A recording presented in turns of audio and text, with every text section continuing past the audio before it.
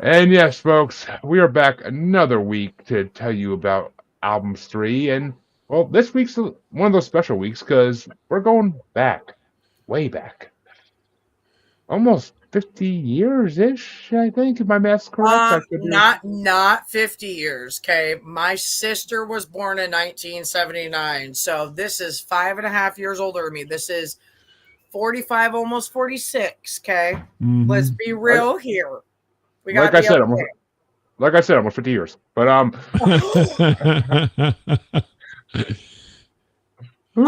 about Wow. I'm verklempt. I'm verklempt here. Let's talk about it. Let's talk about it. but folks, I'm telling you, this is gonna be a good episode. I can already tell because it's some good albums, and well, we'll get to that in a minute. But first things first, Bob, why don't you tell me a little bit about what your podcast is? Sure. So I'm a co-host of Static Radio, staticradio.com. We tell funny stories each week. This week I talked about a waitress who didn't know how to use a pen, which is much funnier than it sounds when I just said that. But and each week we do that, and you can always come and join us because we've been doing the show live now for probably over a year on a platform called plausible.com, which is a comedy platform, and you can join in the fun. Just come and sit in every Monday at 9:30 Central. There you go, folks. And if you go back in the backlogs far enough, you'll find a funny episode where me and Bob That's talked right. about the That's paranormal. right. We talked about the paranormal and music and how they coincide. So That's it true. was Exactly. a, We did. I think we went for like an hour and a half. It was a good conversation. Yeah, it was a good one. Um, but well, speaking of music, Bob, what album did you want to bring us, and why this one? Out of curiosity. So, Get the Knack is the name of the album by The Knack, which I believe was their debut album back in 1979. And the reason is because this is the first album that I ever got. Can you Oh, believe it? No, I can because I said I was born Because you 1985. sound old, Bob. You sound really old. You That's what they're sound going to you say. sound very old, and I love you, Bob, for this. So I love you because I was born in 1985. I'm gonna be 40 this year, and literally the second CD I ever bought was only in the 70s, and my absolute favorite song off of it was My Sharona. Big song, huge Just song. that was, I mean, I had other favorites, but it was, I remember the bottle cap shooting off of the bottle. Like it was only 70s. Like, no, when I saw you did Get the Knack, I'm like, listen, I felt I was old. Thank you, Bob. Oh, well, no problem. I'm glad to help out. And My Sharona is a song that spans the ages, right? So it's really, even though the album came out in 79, it's really 80s music. If you think about it, if you listen to it, it's not 70s music. It's not disco or anything like that. It's definitely, It's that 80s 80s music. dance. Yeah. Like 70s release from the studio, but 80s dance. I Hmm. will agree with you. I never heard anybody say that. So I like that. I do like that. Yeah. And it really is kind of the cusp of, the new wave and 80s music and combination of rock and roll and new wave. I think so. Yeah. And the other thing is, these guys are just so good looking on the album cover. I can't believe it. I'm looking at the album cover and I'm thinking, how these guys aren't a band. They're some kind of They models. aren't the band. They are the form of the fact that the bowl cut's coming back in the freaking 2025 years. So Yeah. let's be real about that talk right now. That as soon as I saw that, I'm like, I know some kids in school that are doing that haircut.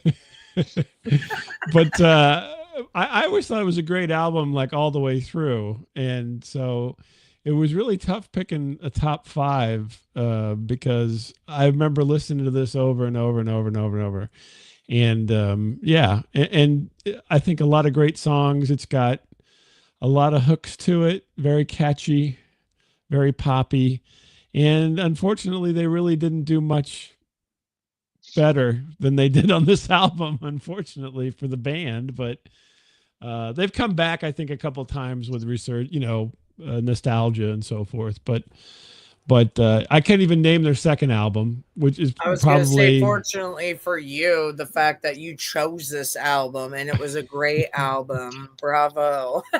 the second Mhm. one was Forget the Knack. I think that was their second album. Yeah.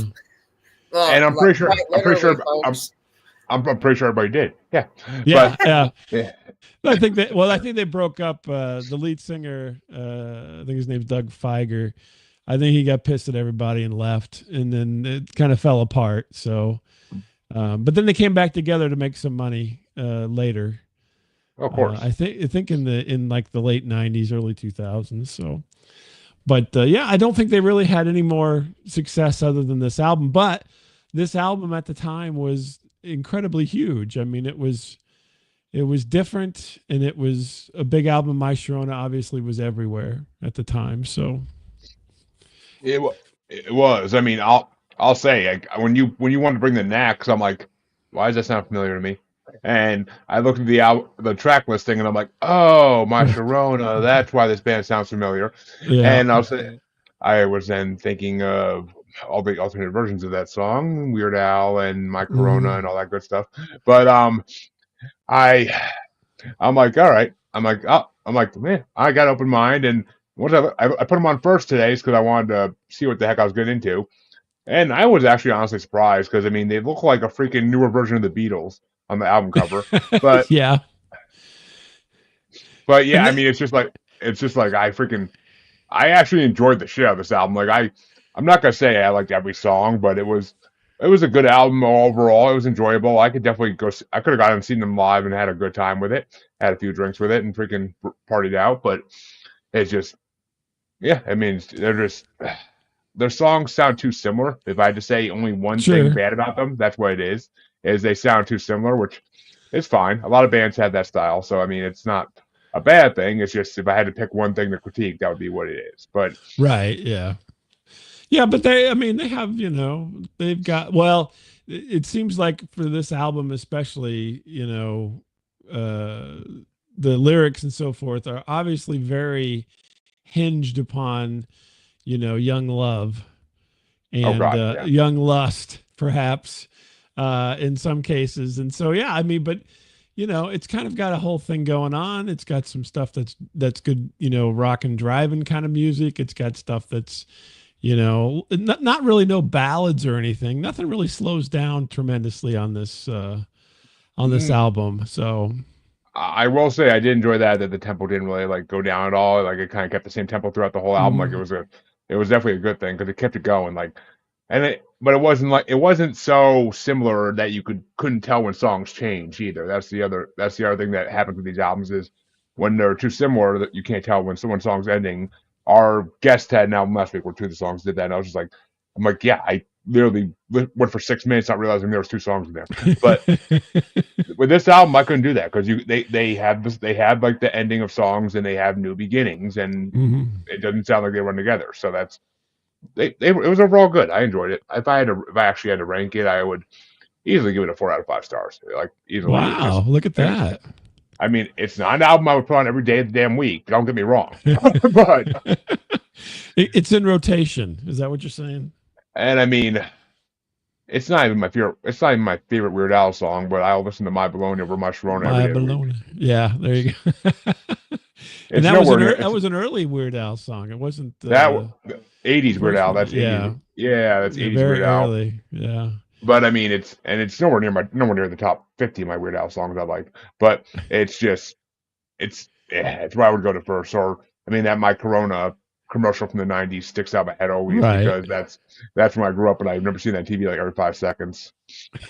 But Yeah, and there was a Sharona. The whole, it's not an average name, especially back then, but there was a Sharona, and mm, the song was about Sharona, which, go figure, right? That's the kind of the weird left field kind of thing because you think, well, maybe he just made up the name in order to make it rhyme with some things in the song, but no, there was a Sharona, and I think they dated and had a whole thing going on. So I'm I assuming there was a Lucinda as well, but that's a whole other song.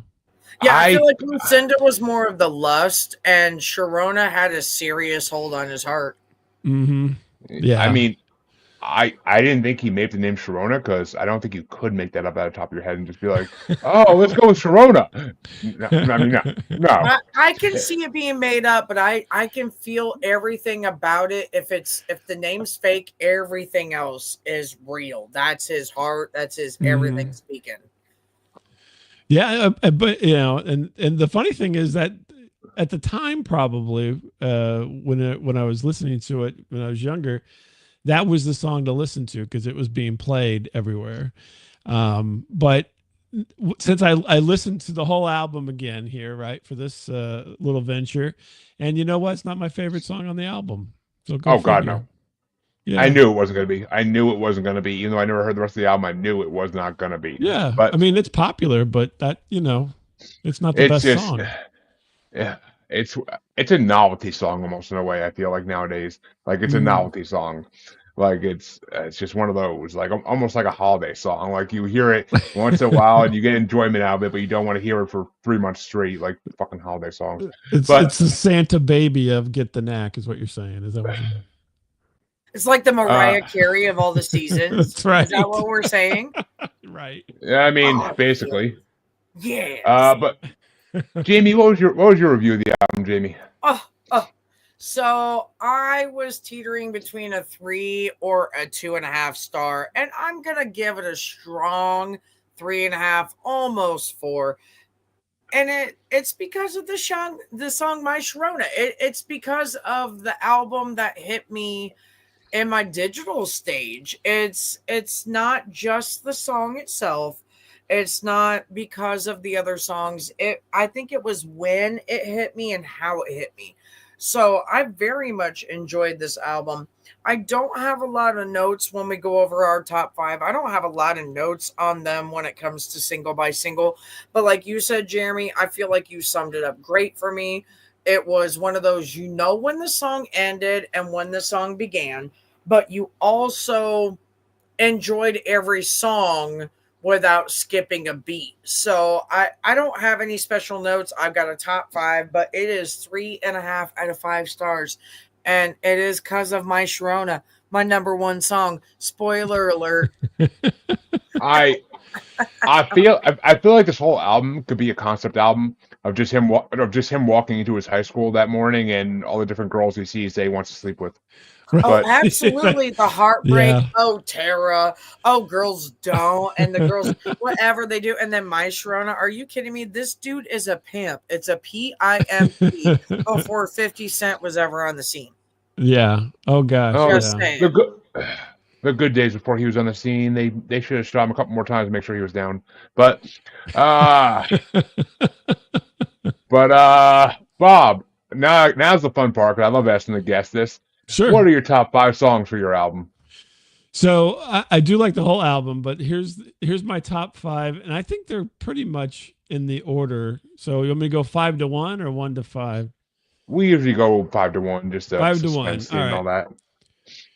So She's So Selfish is number 5 on my list, and then Your Number or Your Name, Your Number or Your Name, and then Oh Tara.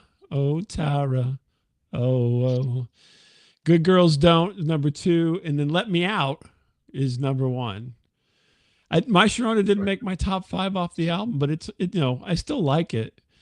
But yeah, I think Let Me Out is re-listening to everything. Let Me Out's my favorite song on the album. I feel like honorable mention is My Sharona that got you to love the album, and right? Give Let Me Out to be your number 1. Yeah, okay. I think so, and because My Sharona, we've already mentioned it. It became a kind of a cultural phenomenon, and has had multiple lives, right? So it had a life when it was released. It's had a life several times since then, and it'll have another life more than likely in some other venue, on a movie or in another commercial at some point, or something. It's destined to keep coming back. I feel like this song is meant for Guardians of the Galaxy 4. Yeah. There's something about it. Well, I did have one honorable mention for this, and Bob already mentioned it, but my honorable mention was Your Number or Your Name, because that was a catchy ass song. Yeah, very And catchy.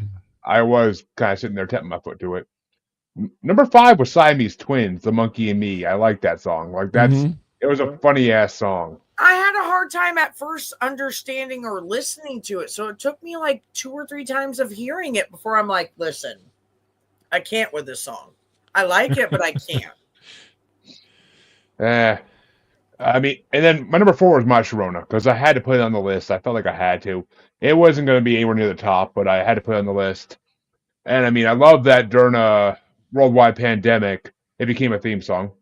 Mm. But my number 3 was Lucinda, because that was a good, that's the thing. They kind of like branched between like the Beatles and like Croner songs. Like they kind of like branched in between them, and Lucinda hit that perfectly. They definitely, there was, with Lucinda, I'll agree with you on that, but there was something about the Knack in general that does tie to the Beatles, and it's different in a few different songs, but Lucinda, I immediately thought of Paul McCartney, and like a close-up of him in the video is exactly what I thought of. I mean, my number 2 was She's So Selfish, because I've known many girls like that, so it was a good theme song. But there you go. And my number 1, I had to put as number 1 because it's one of my favorite songs of all time. It's been in a lot of movies and TV shows, and I did not know that the Knack sang this song. I never knew who sang this song, but my number 1 is Good Girls Don't. Because, Good girls don't, yeah. But I do. But I do. Who doesn't love a girl like that? So come on now. It had to be number 1. I mean, I feel like that should be Jamie's theme song when she walks in a room. But y'all wish that was my theme. I mean, it's more like Theory of a Dead Man, Bad Girlfriend. I mean, just saying. Cute though. Thank you, Jeremy. That's like the brother that wants to put his sister in the fucking soft light. That like, oh, but she's so nice. Like, she's such a good girl. No, bitch, I'm not. No. That's the point of the song, is you're not a good girl. Yeah. I'm just, the Knack gives it like, I'd say almost second grade level. Like that I get where they're coming from, but I'm like, this is all the minor lead ups to some of the music we have nowadays. Well, so it's because it was 79. They couldn't say what they wanted to say, but they were trying to say what they wanted to say. They were trying to. For the timing, it worked. So yeah, nowadays is different. I mean, it's not no fucking get low, like no, but but basically what they're trying to tell you to do. But what were your top 5, Jamie? Like I said, I didn't have any major notes, but like Jeremy said earlier, the tie between songs were amazing. It was a lot easier to follow. You knew when the songs ended, the new songs began. So number 5 was Heartbeat. I really loved the upbeat. There was something about the way it started out that I'm like, the Knack, you just know. O Tara, or O Tara, however they want to say it. That was my number 4. And so there was times I gave one of my cousins shit and I would sing that song and it would throw right into Good Girls Don't, because if you know my family, as number 3 says on my song list, Good Girls Don't. I did have to say for number 2 and number 1, like you said, Bob, your number 1 was Let Me Out.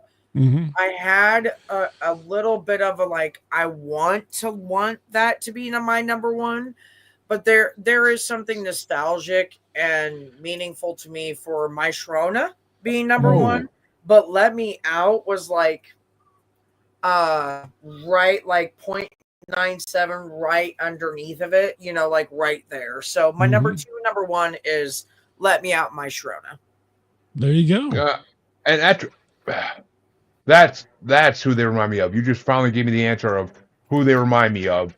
And I what's the hell's the name of the band? But they remind me of that song, I Want You to Want Me. Is that the Ramones? Oh, Cheap Trick. Yeah. Cheap Trick.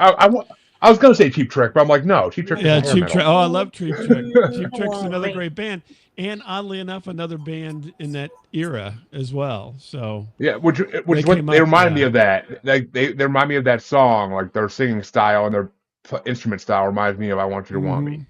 But because correct me if I'm wrong, but the Knack is British, right? No, I don't think they are. Mm-mm.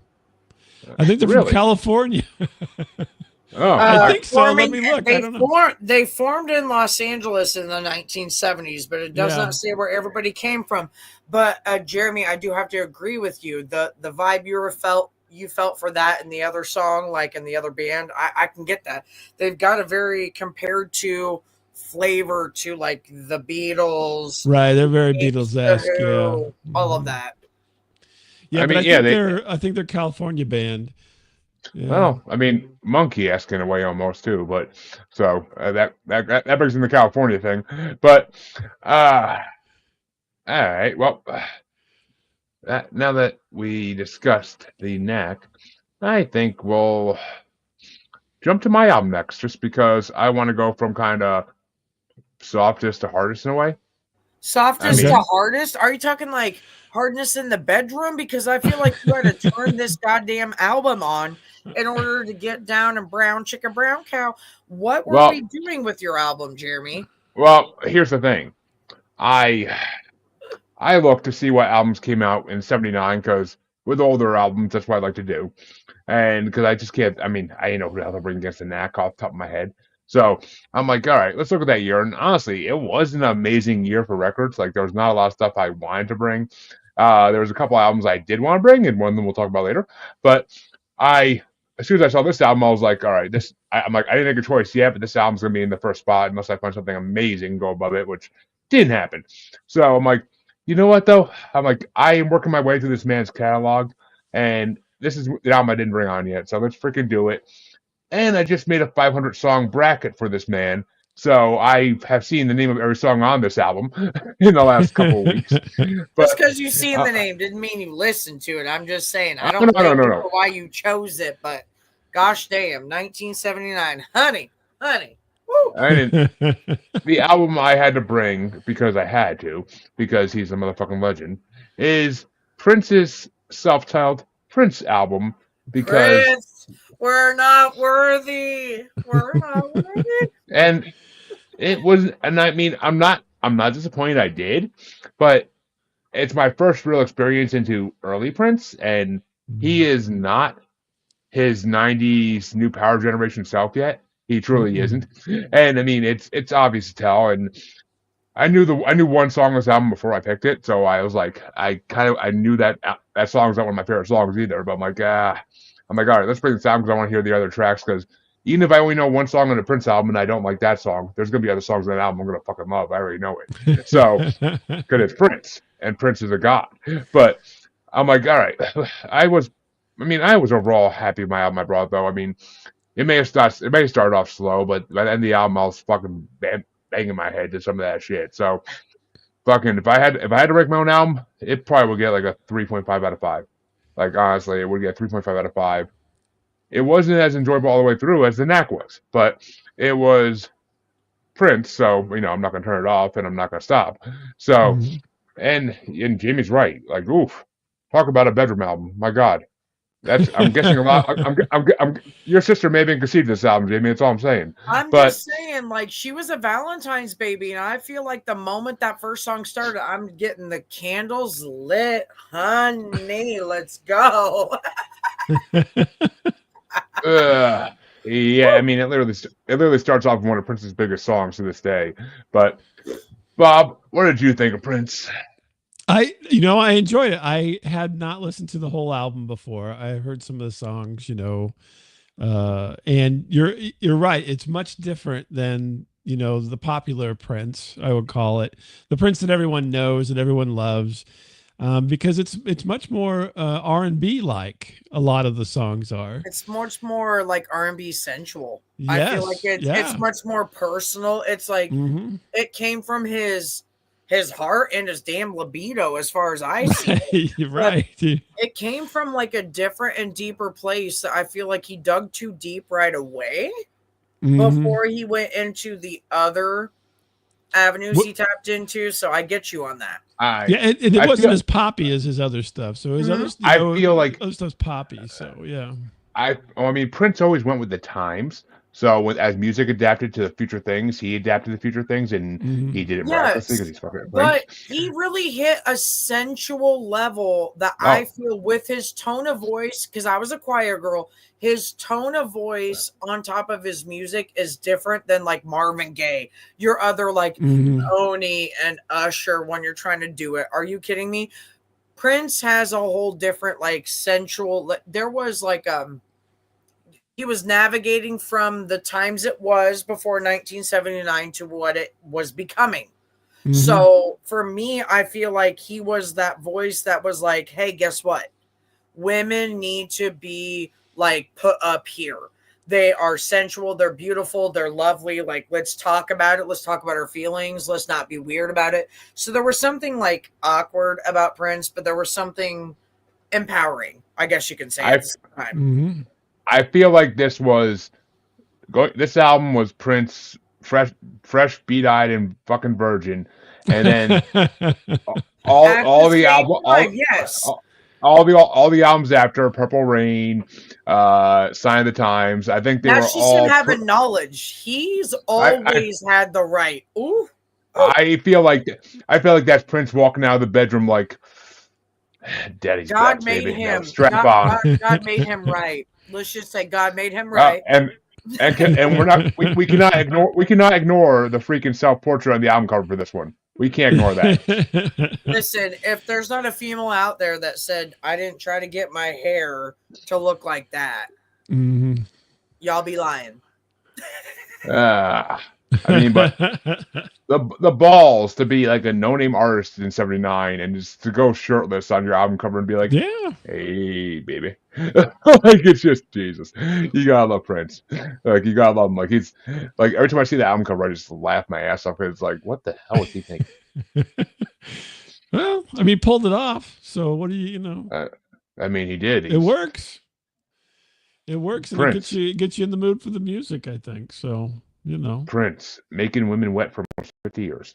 But yeah,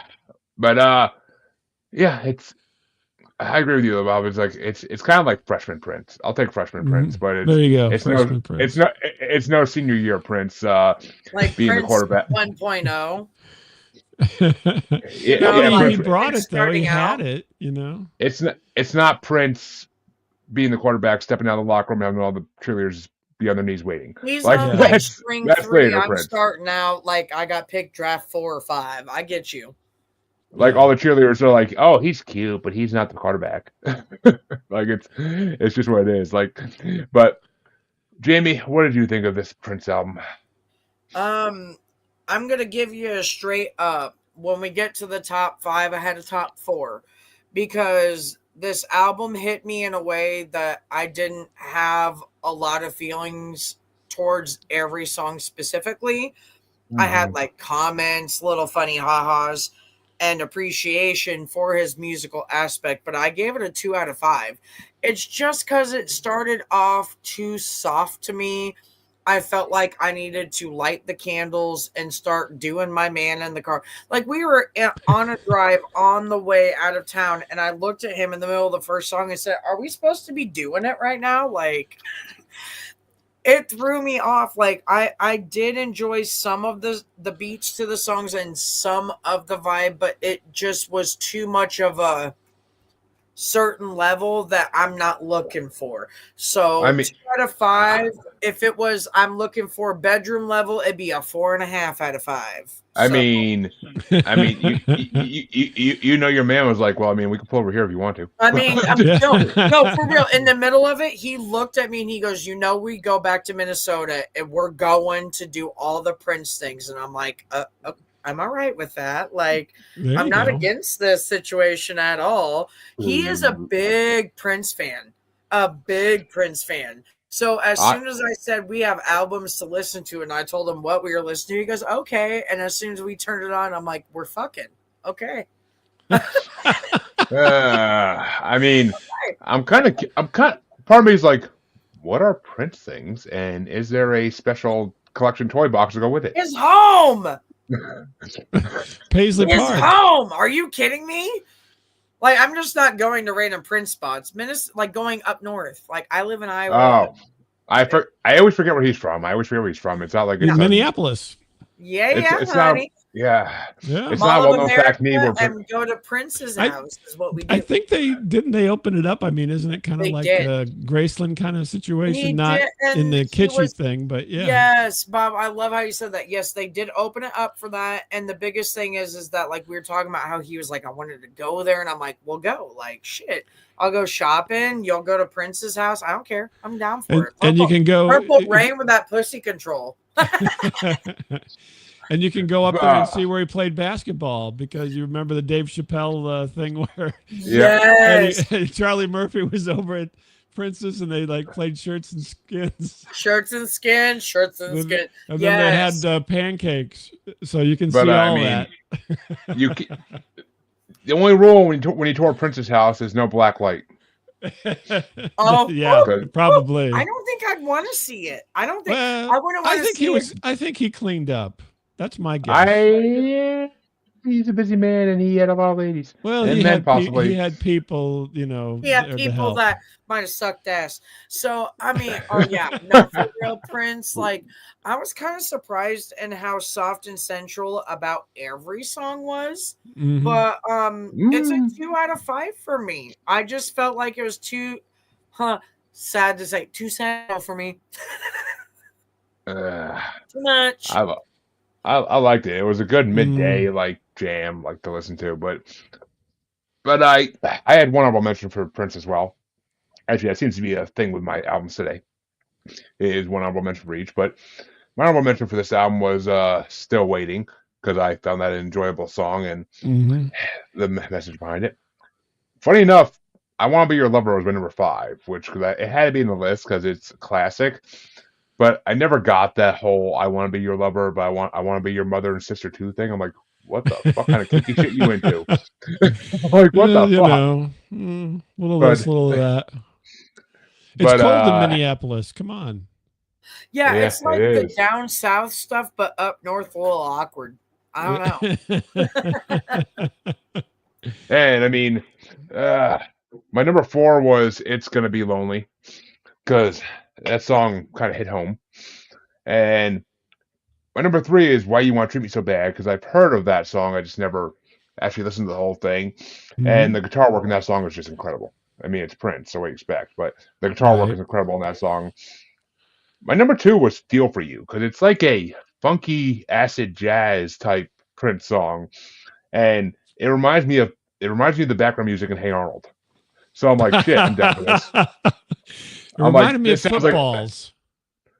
Well, there you go. Close enough. But no, I mean, it reminded me of the music Arnold used to put on in his bedroom all the time. So yeah. And my number 1, which is one of my newfound favorite Prince songs by far, is "Bambi" because the guitar in that song is, oh my god, phenomenal! Like, so much good guitar in that song. So, and with Prince, you gotta look for the guitar always because he's a master. I mean, he can play 17 instruments. So, I mean, but guitar is his masterpiece. Like, so.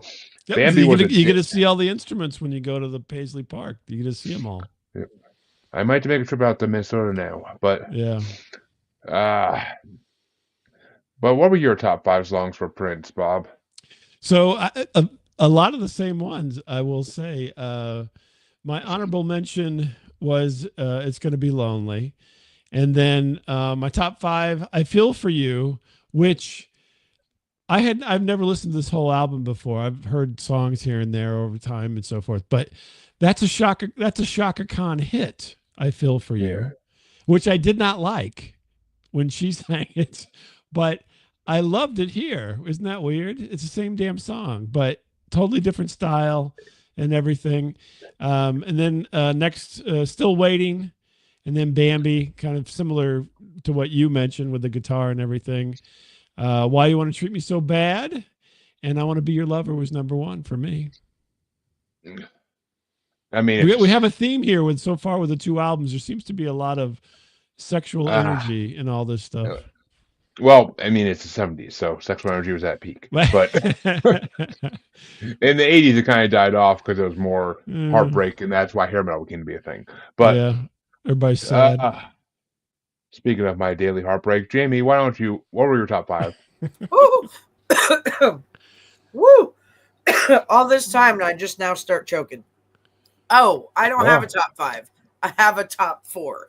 I couldn't figure out who my number 5 was because to me, I feel like I had too many. It was Bambi. Mentions. Oh, okay. All I'm gonna say is Chansey is screaming the abyss at you right now. But hey, he could scream from the abyss all he wants. What do you think Why? What do you think he's saying? He's freaking out right now. He's like, it's motherfucking Prince, Jamie. It's motherfucking Prince. I know. So they're all good. You could have the whole album could be everything. Exactly. So there's 9 songs on this album, Jeremy, and you want me to pick a top 5. Hey, I didn't pull a Jeremy and do the whole album. I'm saying I'm looking at the fact that says October 1979. And it says 9 songs. I listened to all 9 songs, and I loved all of them, even though the first song I looked at Mike and said, should we dim the lights and start doing it? Because it was awkward. Then I'm like, I don't have a top 5. I have a number 1. So my number 2, 3, and 4 are just because I enjoyed the songs a little bit more, maybe. So number 4 is I Feel For You. I remember laughing at the title of the song and then laughing at the lyrics. So there's that. And then number 3, Why You Treat Me So Badly. I remember looking at Mike on the car ride, giving all the reasons on why you should treat me so badly. Number 2 is because of the lyrics screaming is Sexy Dancer. Okay. That would almost been my number 1, but number 1 was I Want to Be Your Lover because I remember the moment in the song that I snapped over to Mike when he was driving going, we need to be doing it to listen to this music. Like, there's nothing more about this album other than like sexy time that I could think of that it made me feel awkward other than, and we giggled most of the time and then talked about it wanting to go to the mansion. So I'm like, I can't do it with this album. 9 songs. See, and I'm done. This album, this isn't his Darling Nikki phase. His Darling Nikki phase to me is sex music. That's sex music. But no, and like his little hamburger, his little chest hair right here, and like his flowing fucking hair, like he was doing a commercial for Head and Shoulders. I'm just saying, like I'm loving the album cover. I'm loving where he came from, but I'm not loving the group of songs. I mean, it's early Prince. You can't. It's gonna be not as good as. But throw it in between some of the other songs because of how he was growing. I would have been okay with it, but like it was all in one, one kind. I'm pretty sure it was only his second album ever, so he was still pretty fresh in the scene, and I don't think he wrote that. Very fresh. And I don't think he wrote that many songs at that point just yet. I think he was trying to get his footing out there in the Motown world, but I mean, co-writer and he wasn't main writer. Yeah, so I mean, he was probably doing what his record label told him to sing. So I get that. I get that. But Prince is Prince, so we know he didn't just do what he was told. He transcended. So there you go. There you go. There you go. What do you mean I can't record the songs with my shirt off and oil over my stomach? I'm gonna do it anyway. This hamburger in this one square area. Oh, you know it was a greasy burger. You know it's a greasy burger. It's a greasy burger. I think that you can get that at the cafe when you do the tour of Paisley Park and get the Prince hamburger. 90210. Each bit. Yes. Well, Jamie, what album did you decide to bring this week, and why? I saw the year And I, of course, always try to go by our guests. So it's 1979. I'm channeling my sister being born, and I'm channeling actually my mom and I's first concert together. It was a big Waterstock festival. Foreigner was there with Head Games. That is such a fun song. I know everybody, as soon as you say Head Games, they know what I'm saying. So that is the album I chose, is Head Games, and I loved everything about it. So Now, did Yes. you when you listened to you gave me the Spotify list? They animated the album cover. Did you notice that? She's wiping something on the stall there. yes, Yep. yes. There was a couple times I'm like, what are we doing? And I'm like, but okay, all right. Yeah, I weird. have visions of what it could be, but we're Mhm. just gonna I mean, it's 79, and I see the title on Head Games. And I'm like, I see a chick leaning over a urinal backwards. I'm like, does she have a dick? No, it reminds me of the days that I went to one of our horrible dive bars in Knoxville, Iowa. I'm going to give a shout out to Dingus. Nationals, it's the best bar to go to. National sprint car races go to Dingus. And I tell you, some of them, women would be in the bathroom just like that over the giant trough. Like, it doesn't matter. It's not The a urinal, album it's the cover- trough, right? It's It was the a whole, trough, yeah. not a damn Okay. urinal. So this Yeah. album cover made me laugh because I'm like, she trying too hard, but like us girls will do that. We will. In a pinch. In a pinch. Mhm. Yeah, I mean, When there's a long but- line for the ladies' I- room, are you kidding me? but how I think though she's did- trying to wipe her number off of the stall though. Possibly. unfortunately, I think. Yeah. But I mean, I don't know. She's playing those head She's playing head Who games, yeah. knows? But Jamie, if you had to rate the album, what are you rating it? Honestly, I gave it a 3.5 out of 5. I wanted to give it a 4, but there was a You guys few are moments- tough. You guys are tough graders. I kind of was on this. It's because I like so much of that genre, the beat and the message it gives, but there was something that like I know they're holding out on, so they didn't deserve the full 4. So they got the 3.5 stars. Gotcha. I'm pretty sure they're holding out for the album. They came out in the '80s with like 10 hits on it. But yeah, That's fine. That's fine. They waited till I was born in 1985. I'm not mad about that. Are you kidding me? It's all right. Thank Oh, you. yeah. What was that? I mean, what was that album? Do you remember the name? I'm trying to remember. No, now. not at all. I actually Cold as just made Ice a, was on that album. Cold as Ice. Cold as Ice, Yeah. Hot Blooded. I'm pretty Hot-blooded, sure. yeah. Yes. I want to say Urgent was on that too, or that might be on the Urgent, next yeah. one. Yes. Yeah. Yes, absolutely. I Absolutely. don't think it was called Cold as Ice though. I'm trying to remember. No, what it I was. don't. I should know because I just made a Foreigner bracket too, actually. But yeah. I mean, Bob, what did you think of Foreigner? Oh, I love Foreigner. I mean, it's fantastic. I think it's great. So I would give it a 4 out of 5 or higher even because it's kind of, ubiquitous for the time period. Everybody listened to Foreigner. I mean, they had their own little mirror at the state fair that you could win whenever you played the games. If you guys remember that, all Okay, the so Foreigner they're album covers with timeless. Van Halen. Yeah, they're timeless, I can say. Yeah. There you go.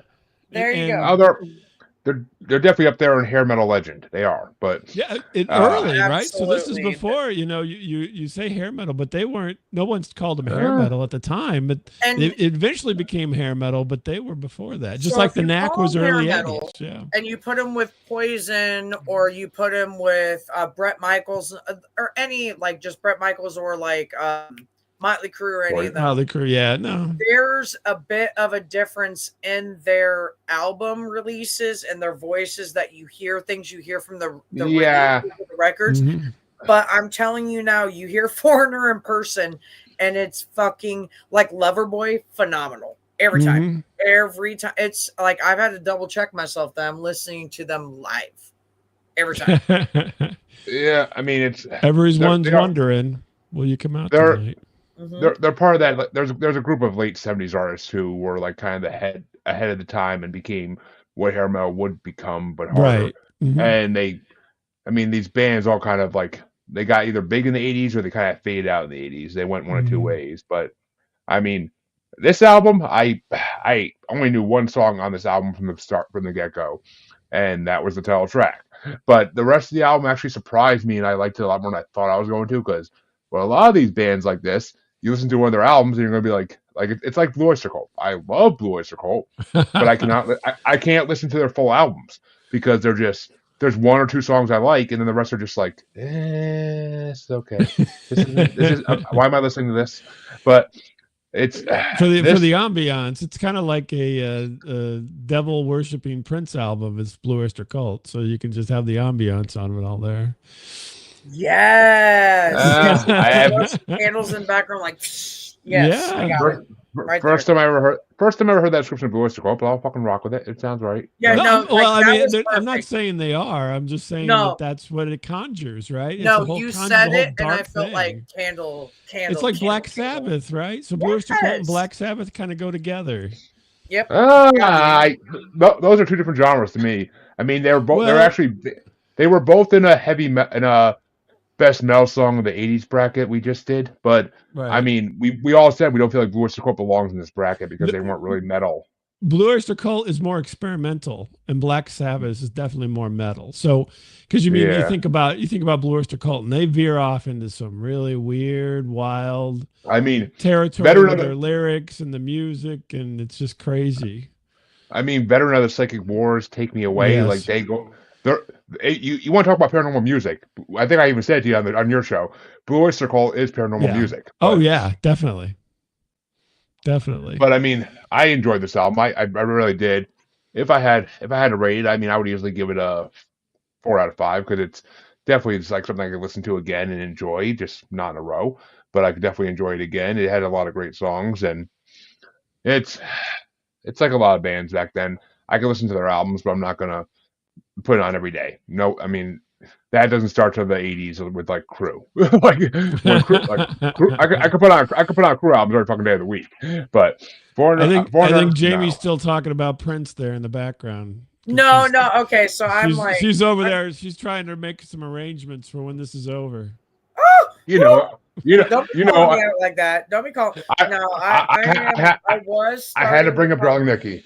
I was starting to talk about some stuff at first, but then I am watching wrestling at the same time. So gotcha. About CM Punk. So you're seeing other hamburgers on more muscular bodies. more grilling happening. That's right.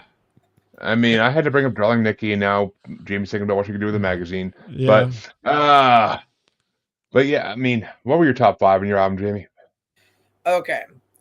I listened to them again today, and I didn't have a lot of crazy notes on them because honestly, there is something different about every song and the kind of like the message it gives or the beat it gives you and it gets you excited for. So number 5 for me, Women. I think it's great. It cracked me up when I got done listening to the album. The first song that it repeated 3 times extra than the other songs was Women. So I feel like Spotify was telling me something. Number 4 was Love on the Telephone. I just enjoyed the beat to that. But number 3 was the start of the album, which was Dirty White Boy. I feel like that was a great way to start the album off. And so I feel like it makes sense to go to number 2. I'll Get Even With You.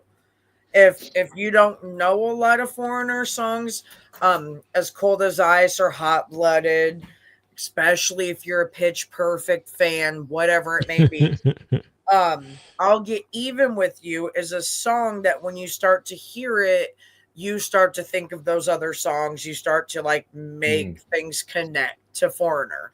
But number 1 is definitely Head Games.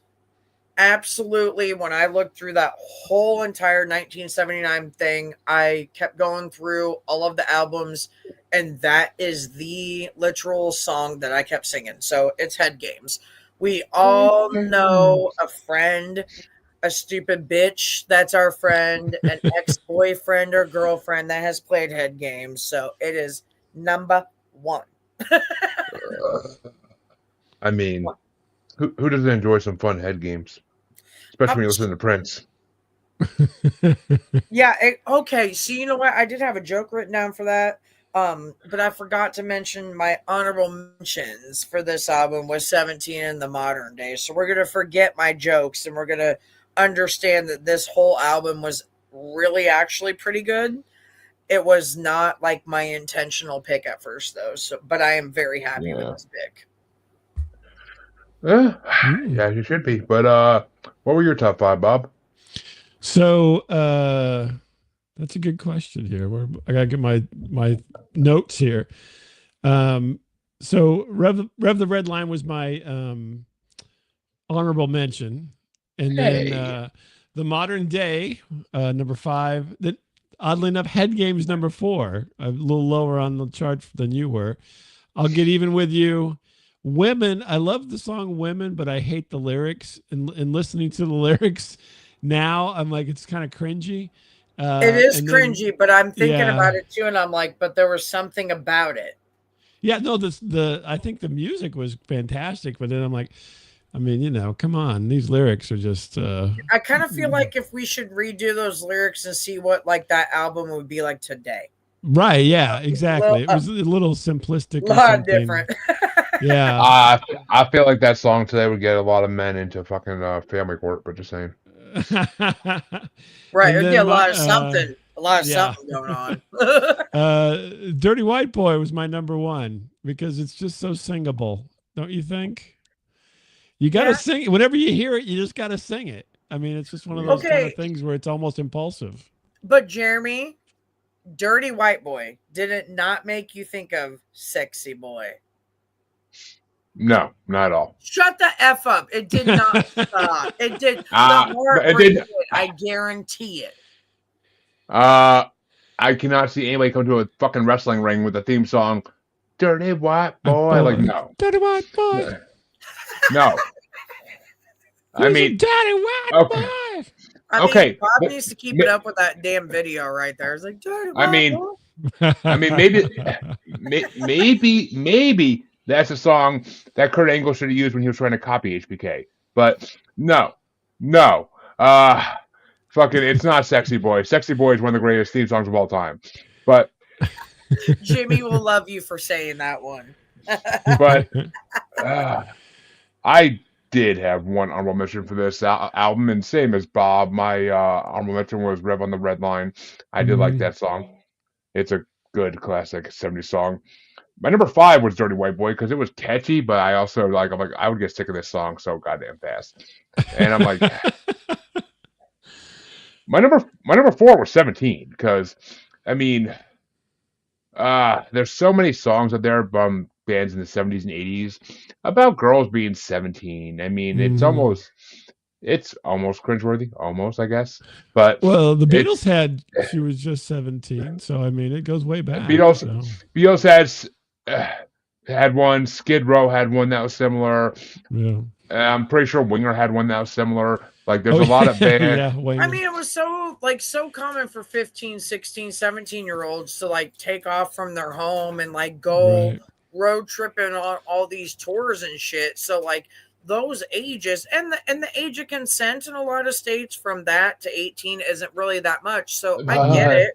But nowadays, it's like you look at someone that's a half a year younger than you and you're going to jail. So I mean, times have changed. I vote. Yeah. It's not times have changed. It's just people are more willing to sue nowadays. Both. I mean, I always said it. Whenever people come up with one of these artists that, oh, they slept with an underage girl. Motherfucker, do you think they're checking IDs at the tour bus? You think they're checking IDs? No, they're not. Nobody in the right mind is going to check IDs because that's going to cause more problems than it's worth. Like, it's the girl's choice to go to the tour bus, not the guy's. The guy's not fucking chloroforming her, knocking her out, and bringing her there like I will say on the behalf of some of my friends that actually are touring artists, there are some. Most of them do talk on that level and care and give a shit. So like the 17 thing, it was for me and my honorable mention like cringeworthy at first, but I'm like, you know what? No, the age difference from then to what those artists were is very common now, and like even at my age, like no, like it's I mean, the name just doesn't age well, but it makes sense for back then. as Skid Row said, she's only 17. She may be young, but she's old enough for me. There you go. There you go. I mean, it's but they also have a song called Sweet Little Sister, so we won't go into Skid Row. But what was that? Yeah, number 3 was Do What You Like, because I like the idea behind that song, and it was a very enjoyable song as well. Like, and it wasn't even like the song wasn't even meant to be dirty. It was just more like do whatever the fuck you want. I don't care. Like that's basically the message they're getting across. But no, my number 2 was Head Games. I honestly went into this assuming Head Games would be my number 1. I honestly thought it would be, but then I heard a song that I saw the title of, and I'm like, is this the original? And then in the 80s they had the remake, and then I listened to it. I'm like, this is not the same song at all. And I'm like, this reminds me a little bit of Styx. And I'm like, my number 1 is Blinded by Science. Oh yeah, there you go. Now, the Thomas Dolby like, Thomas Dolby song was the. I feel like I need to listen to that again now that you say Styx. It reminds me of like one of those epic Styx songs where like it just like keeps going on and on, but like the instrumentals are so good you don't care. Well, no, there is something, whether it Styx or something else. I'm glad you said that, Jeremy. There's something familiar about that song and just in general that I mean, if you listen to Man in the Wilderness by Styx and then listen to Blind by Science, the two of them could be the same song almost like instrumentally. Yeah, but my mind couldn't get past the title of the song for the 80s song. I know. For I mean that's why I thought that's why I originally thought I'm like, is this the original version of the 80s song? Like I thought it was gonna be like, I think Thomas Dolby saw this song. He said, "That's a good title. I think I'll steal." But he's like, I'll change it. He's like, I'll change it from Blinded by Science to Blinded Me with Science. Blinded Me with Science. Listen, somatics, whatever. That's great. I love it. There was a problem back then when they didn't give a shit about grammar. Blinded me. Woo! With science. Yeah, but I love that fucking song. Fuck both of you. Poetry in motion. Hey, you are reading my fucking mind, Bob. As soon as I think of that song, that's the next song comes to mind is Poetry in Motion. That's right. Which I'm telling you, Jamie, Hardy Boys should have used that for their fucking theme song, Poetry in Motion by Thomas Dolby. Mm-hmm. Hardy Boys and Poetry, what? That should have been their theme song. Is Poetry in Motion by Thomas Dolby. It's Poetry in Motion. Like, because like they named their fucking finisher after that. They should have fucking had that as a theme song. Mm. But stop it. I'm gonna have to listen to that, and I'm gonna hate you now. You already hated me. Yeah, it seemed pretty obvious at the beginning of the show, but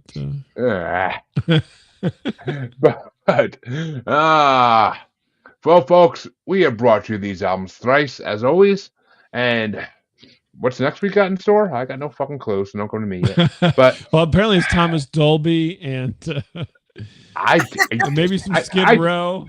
Yes. Don't even say that because I will bring fucking Skid Row. I fucking love Skid. I love Skid Row. Maybe you never know. Toss in a little wing. Oh, I have not brought Motley Crue in the. I have not brought Motley Crue in the show either, and I've been waiting for the right episode to do it. I brought 6 a.m. and you haven't brought Motley Crue.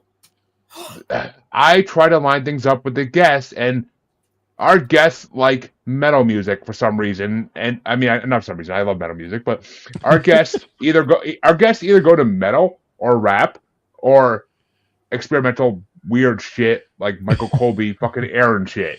So it's like it's a mix, and it's by this. I know I've looked at the Google sheets, but listen, we're gonna do some Motley Crue. Thank you very much, honeys. I've got you. I mean, I've brought multiple Styx albums. I mean, she's the one that's gonna make you feel good. She's the one that's gonna make you feel all right.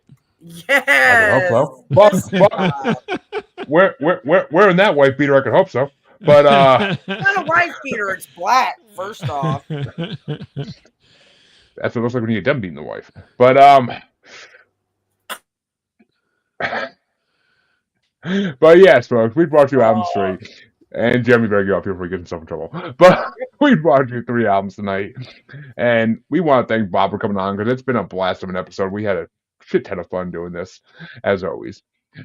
Bob, I hope you Yeah, enjoyed thanks for yourself. having me on. Yeah, this has been great.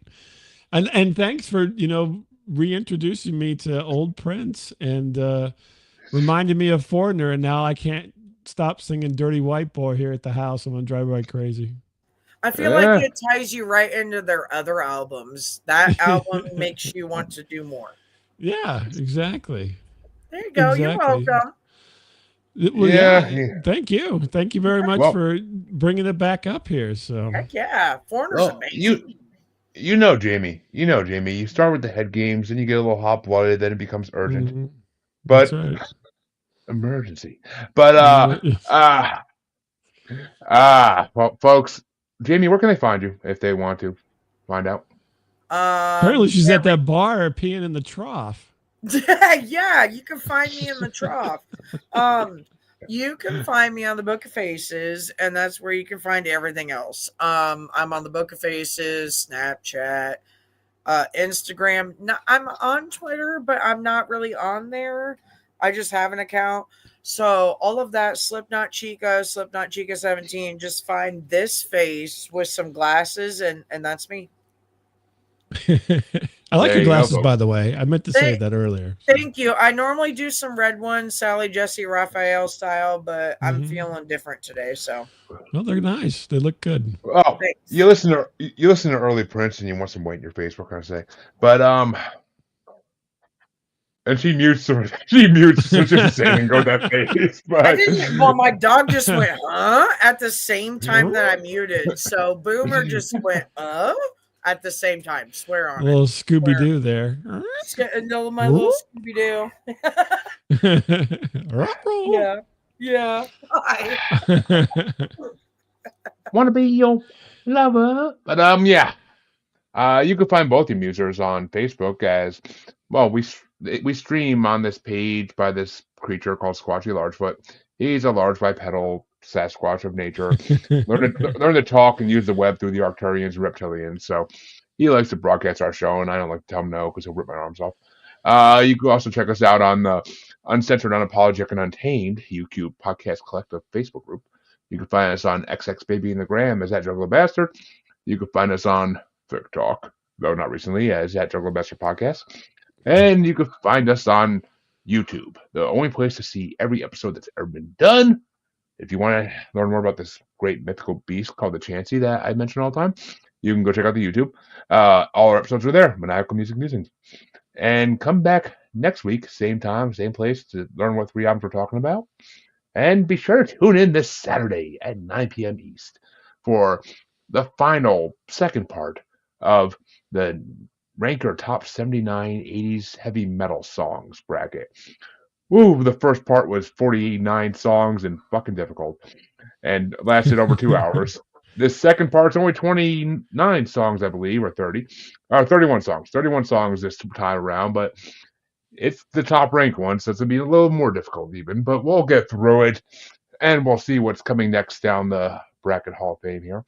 But come back next week, folks, and till then, have a good one. And remember, I want to be your lover.